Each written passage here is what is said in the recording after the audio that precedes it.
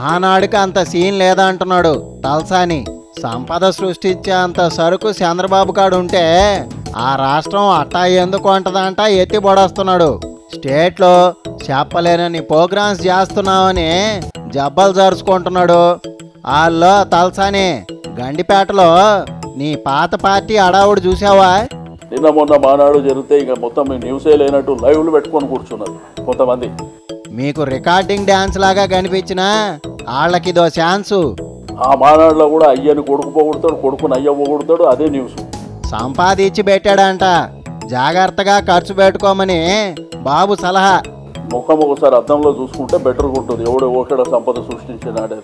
ఒరే నీకు తెలవదా, బాబు వచ్చిన కొత్తల్లో జీతాలకు కూడా డబ్బులు లేవంట. ఆ రోజు కూడా ప్రభుత్వంలో నేనున్నా. చెమటోడ్చి సంపాదించిందంతా మీ చేతుల్లో పెట్టాల్సి వచ్చిందని ఎంత బాధపడుతున్నాడో. ఏడాది నుంచి దిక్కుమొక్కు లేకుండా ఇంకా నా రోడ్డు మీద కూర్చుంటున్నా, ఇంకా బజార్లో కూర్చుంటున్నా అని మాట్లాడే కంటే ఆ సంపద ఏదో సృష్టించుకొని పోతే మంచిగా ఉంటుంది. నువ్వు అవునన్నా కాదన్నా హైటెక్ సిటీ కట్టింది మాత్రం బాబే. ఇప్పుడు హైటెక్ సిటీ కట్టక ముందు మాదాపూర్ ఉంది, పక్కన కొండాపూర్ ఉంది, గోపనపల్లి ఉంది. హైటెక్ సిటీ కట్టాకే అవన్నీ డెవలప్ అయ్యాయి, కాదంటే చెప్పు. అంటే ఈ సరౌండింగ్ ఉన్నటువంటి అన్ని గచ్చిబౌలి కానీ అవన్నీ హైటెక్ సిటీ కట్టక ముందే అక్కడ ఆల్రెడీ ఎస్టాబ్లిష్మెంట్ వచ్చింది. ఎంత వద్దన్నా హైటెక్ అంటే బాబే గుర్తొస్తుంటాడు గానీ పేరు మార్చేయండి. ఇప్పటికి కూడా హైటెక్ సిటీలో డ్రైనేజ్ వ్యవస్థ ప్రాపర్గా లేదు, మంచినీటి వ్యవస్థ ప్రాపర్గా లేదు. ఒరే రోజు బాబుని ట్యాంకర్ వేసుకొని రమ్మంటావా, కాలువలు తీయమంటావా? ఒక హైటెక్ సిటీ కట్టి నేను మొత్తం హైదరాబాదే కట్టినా లేకపోతే సైబర్ సిటీ సృష్టించిన అంటే ఒకప్పుడు మీ చిన్న కాలం కానీ నా చిన్న కాలంలో పంజాగుట్ట యూసుఫ్గూడ వరకే ఉంటుండే. బంజారా జూబ్లీహిల్స్ లేదు, అప్పుడు బంజారా హిల్స్ జూబ్లీహిల్స్ లేదు. ఆ ప్రభుత్వాలకు ఆ ముఖ్యమంత్రులకు అవకాశం వచ్చింది కాబట్టి సమ్ క్రియేషన్ చేశారు. రోజుకు ఒక్కసారైనా హైటెక్ సిటీని తలుచుకోకుండా బాబు మాత్రం నిద్రపోడు. ఇక నేనే కట్టినా అంటే మరి ఏడాది అవుతుంది ఈడనే దుకాణం పెట్టుకొని నడిపిస్తుండు. గిరాకీ బాగున్న దుకాణం ఎత్తేస్తే ఏరే చోట నడసద్దో లేదోనని.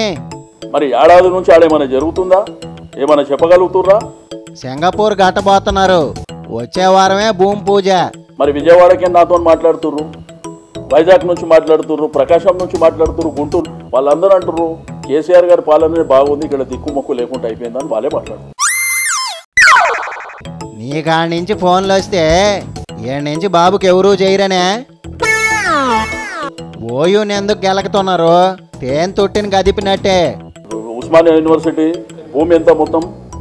ఓ 2000 ఎకరాల పైనే అనుకుంటా. ఎంత ఉంది? 1200 1300 లెక్క చెప్తున్నారుగా. మరి ఏడికి పోయింది? తెలంగాణ ప్రభుత్వం వచ్చి ఏడాది అయింది, 1 year అయింది. ఇన్నేళ్ళు వాళ్ళంతా దోచుకున్నారని చెప్పే మీరు అధికారంలోకి వచ్చింది. ఇప్పటి వరకు తెలంగాణ ప్రభుత్వం యూనివర్సిటీలో 1 ఇంచు జాగా కూడా ఇక్కడ తీసుకోలేదు కదా, ఎక్కడ పోయింది? మీ పార్టీ ఎమ్మెల్యేనే ఓట్లు కట్టాడంట, ఇంకా ఎవరెవరు ఏమేం కట్టుకున్నారో ఏమో. శాతనైతే ఎవరెవరు ఆక్రమించారో ఎంక్వైరీ చేసి వాళ్ళ తాట తీయండి. మీ లెక్క ప్రకారం 2000 2300 అంటుర్రు, కొంతమంది 2400 అంటుర్రు, ఇప్పుడు 1300 ఉంది అంటుర్రు. ఎక్కడ పోయింది? సింగిల్ డేలో సర్వే చేసిన వాళ్ళు ఏడుందో ఎత్తుక్కోవడం మీకు లెక్క. మరి 1300 ఎకరాలు ఎట్లా మిగిలింది? ఎవరు గవర్నమెంట్లు ఉన్నాయి? 2400 ఎకరాలు ఉన్నప్పుడు ఏ గవర్నమెంట్లు ఉన్నాయి? ఏం చేసిర్రు? వాకే వాళ్ళు ఏం చేయలే, మేము కూడా ఏం చేయలేమని చెప్పండి. ఈ రోజు రెచ్చగొట్టడానికి మాట్లాడడానికి అందరికీ వస్తుంది, వాళ్ళకే కాదు మాకు కూడా వస్తుంది. ఆక్రమణల సంగతి మీరు తేల్చకపోతే పిల్లకాయలే చూసుకుంటారంట. ఏదైనా సమ్ పద్ధతి సమ్ ప్రొసీజర్స్ అనేటివి ఉంటాయి, అది తెలుసుకొని మాట్లాడితే బెటర్గా ఉంటుంది. క్యాబినెట్ మీటింగుల్లో అంతలా ఉన్న సీక్రెట్లు ఏం మాట్లాడుకుంటున్నారు? ప్రజలకు కావాల్సినటువంటి తప్ప ప్రభుత్వం క్యాబినెట్ మీటింగ్లు ఎందుకు చేస్తారు? బయటకు వచ్చి ఏం చెప్పకపోయేసరికి సీక్రెట్లు అనుకుంటున్నారులే. దానికి ఏం పెద్ద ఇబ్బంది లేదు, ఇంట్లో దాచుకోనికే దాపరికం చేసుకోనికి ఏం లేదు. వెళ్తున్నారు, కూర్చుంటున్నారు, వెళ్ళిపోతున్నారు, మాకు కూడా చెప్పొచ్చుగా. ఏం ప్రాబ్లం లేదు బాస్, నెక్స్ట్ క్యాబినెట్ నుంచి చెప్పు. సంవత్సరం అయిపోయింది, మీరు ఘనంగా చెప్పుకోవడానికి ఏముంది? 1 year పాలన లోపట చరిత్రలో జరిగిన కార్యక్రమాలను తీసుకుంది. వాళ్ళని వీళ్ళని పార్టీలోకి లాక్కోవడంతోనే సరిపోయింది అంటున్నారులే. ఇప్పుడు మీకు అందరికీ తెలుసు, పెన్షన్ 1000 రూపాయలు ఇస్తుండ్రు కదా, 1000 రూపాయలు పెన్షన్ ఇస్తుండ్రు. పెద్ద గొప్పేలే. అవతల చంద్రబాబు కూడా ఇస్తున్నాడు. భారతదేశంలో ఏ రాష్ట్రంలో కూడా 5 ఇంతలు పెంచిన గవర్నమెంట్ లేదు. మాది ఒకటే గవర్నమెంట్ అంటాడు అక్కడ, రోజు డబ్బా కొట్టినట్టు.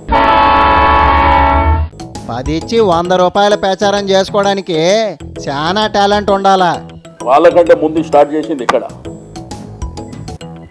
రుణమాఫీ స్టార్ట్ చేసింది ఇక్కడ, Kakatiya mission, water grid, Panchayati Raj roads, R&B roads finalise చేసి చేస్తుంది ఇక్కడ. KG to PG, double bedroom ఇళ్ళు, వాటి సంగతి చెప్పు. ముఖ్యమంత్రి గారు 2 bedroom హౌసెస్ కడతామని చెప్పి మాట్లాడారు. ఒకడు మాట్లాడితే ఒక ఇల్లు కూడా కట్టలేదంటాడు. కడితే ఎందుకు అంటారు? కట్టి చూపియండి. IDS కాలనీలో ఇల్లు తయారవుతున్నాయి. Very good. నీకు దమ్ముంటే రాజీనామా చేయమంటున్నారు. ఆ కొడుకులకు పని పాట లేదు, మాట్లాడతారు. మీకు ఎందుకమ్మా? వడ్డమ్మ బడవా, ఇదిగో తీసుకో అని సంతకం గీకేస్తావు అనుకున్నా.